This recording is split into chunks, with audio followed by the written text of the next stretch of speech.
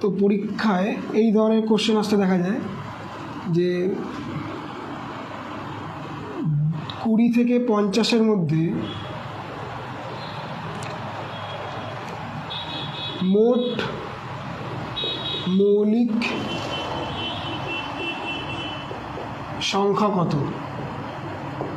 Question ইংলিশে আছে how many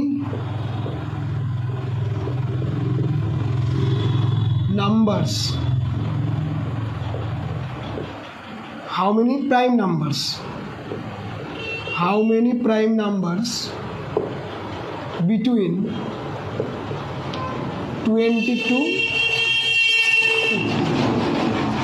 তো এর জন্য আমাদের একটা ট্রিক মনে রাখতে হবে, 4 4 2 2 3 2 আবার 2 3 2 আর হচ্ছে 1।